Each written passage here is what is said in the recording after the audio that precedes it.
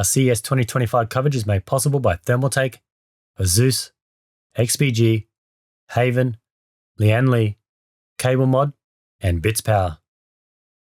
Welcome back, guys. We're still here at CES 2025. I'm Stuart from GGF and we're at the Bitspower suite now, something a little bit different from us. We've been using Bitspower for probably 10 years or so, but we have never covered their content in, say, like a CES event or something like Computex. So we're here today and it's good to see that they're sort of pushing more of the boundaries to be at these events and showcase their gear. So we've got some blocks, not too much on display. We've got some of their blocks, their fans, some all-in-one coolers, and they've got some pretty sick builds, especially being in the US here at CES.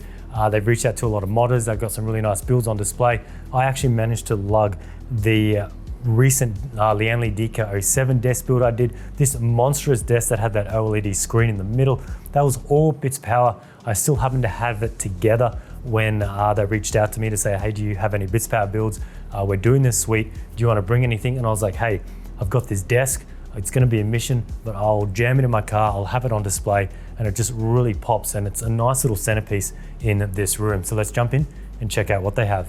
Over here we have some Bitspower fans. So we have both black and white models and we have both 120 and 140 millimeter versions. Now in terms of things like specifications, there's actually no information card or anything on these fans. So any specs I do get, I'll put it up on the screen.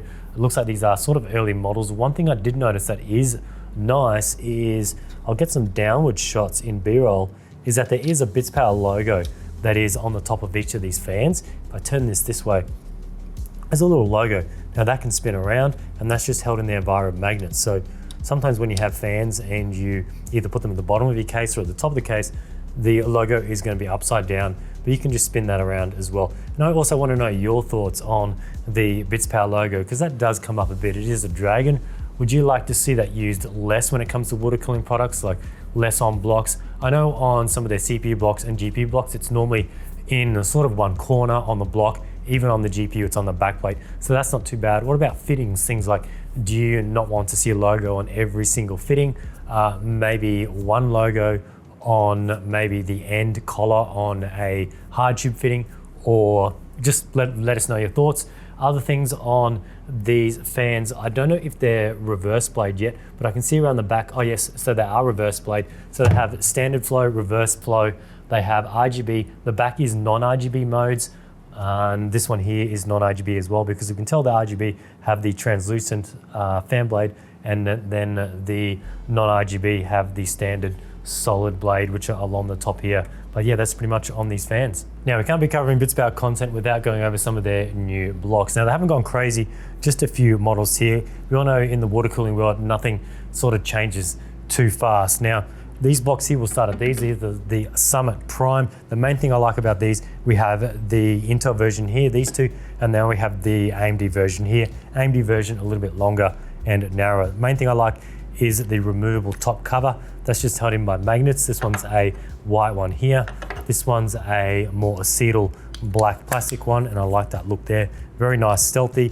If I pick up this one here for the Intel, this is a nice frosted look, and I believe they will probably have a clear, like, well, that's clear like that, but doesn't quite sort of sit right, having the different levels there, because you're not running the top cap. Another thing I do like with these top covers, I will get close-ups of these as it's going to be a little bit hard to see. You can actually spin their logo around any direction you want. So whether you're running this block for the Intel, you can normally rotate them multiple ways. If you're running it like that, ports more to the bottom, you can just spin this logo around and away you go. Now I want to know your thoughts, if you would like some different colors, anything other than your white, your clear, your black, and also the frosted one is a nice touch. So these are their more premium blocks. They're more affordable, the Summit LT. This one comes in black at the moment. Would like to see something else like maybe a white or a silver, and once again that is frosted as well. Maybe something like a clear to show that coolant inside. I do a lot of frosted work in my builds. It gives it that nice different effect that not a lot of people are going with. And then you also have the AMD version as well, and no doubt these will support all of your sockets. There's actually no spec cards here for me to go by, so I'm just going by what information I can find on these. Looks like the cold plate is actually copper. That's interesting. These ones here are nickel, and these actually have a bit of weight to them as well. And it looks like for the mounting, it's all done via the back, which is nice. That's the standard way. But then once you put these covers on, it does hide all of those screw heads as well. So these ones are nice. And I can see with the frosted bit of the block, it actually runs down below as well. And you can get that nice RGB accent lighting going around those blocks as well. Now moving over to these two here, the Summit Revo Mark II. Now these ones, we've all seen this. I wouldn't say we've all seen it, it's pretty new, but these were originally sort of designed with Modding Cafe. Now Bitspower have collaborated with him. They've worked on the designs. Now Bitspower are bringing these out mainstream. So these are the ones where I probably can't pull these apart. They normally screw together, but these are ones I've used in some of my builds where the coolant runs through the motherboard pass-through holes. You've got 4, 1 in each corner, runs through those mounting holes into this back block. So there is no G-quarter threads on the main side of the block. Unlike on one of these, you've got your in and your out. With this one, the in and the out are on the back side. So this one says in, this one says out, and it gives you that complete flush finish. And as you can see, really nice. Once you get that RGB illumination on there, you've got no obstruction. So when you're doing something like a loop, you're not going to be covering your memory, covering anything else. That area is completely open. The only thing I guess left now is your GPU is the only other component that's going to have tubing run to it. So we kind of need some invention where the GPU tubing can be the next thing to hide, because we all have those back connect motherboards coming where we're going to be sort of losing cables on the front. Now we're starting to see tubes on the blocks being moved around the back. And I'll throw some shots up on some builds where I've used this for those who haven't seen. It does limit the flow a little bit. It's not too bad because you do run the 2 holes for the in and then the 2 holes for the out as well. And of course that is for the Intel and then for the AMD version as well. Now lastly, in this area, I just want to cover quick on these all-in-one coolers for Bitspower. Yes, they do all-in-one coolers as well. You guys might not really know that, but these are the Atlas. We've got 360 and 240, both in black, and then both sizes in white as well.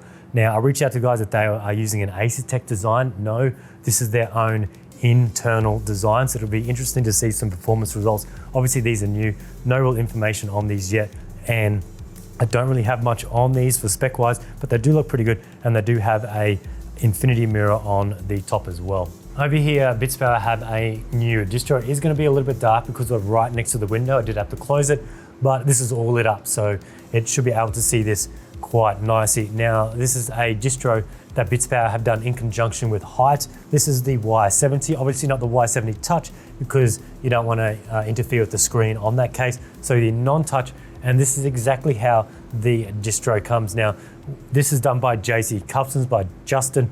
When he did do this build, I'll try and get some footage of when he had it. He had 2 different color coolants in the loop. I think the black has fallen out a little bit, but this is a dual loop distro. It is a, I would say, dual-sided distro.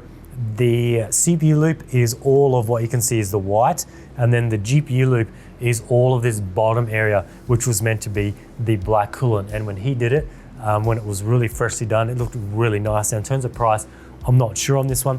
It has the 2 pumps built in the back of the distro. I'll get some shots of that so you can see it, and I'll get some more shots on the overall build. But I think Justin did this, I think 1 or 2 days before this event. It was rushed, but it does look really nice. I want to know your thoughts on just the overall looks on this monstrous distro, and if you had this HYTE case, if you would get this to throw it in for a build that you will do. Bitspower are also diving into the workstation server category. As you can see here, this is a mock-up of what the internals of a server chassis would look like. So you've got your 2 CPUs, then you have 4 banks of your memory. And I must say, this just all ties in nicely together. We have some thinner tubing, and when it comes to the server environment, you don't need things like D5 pumps.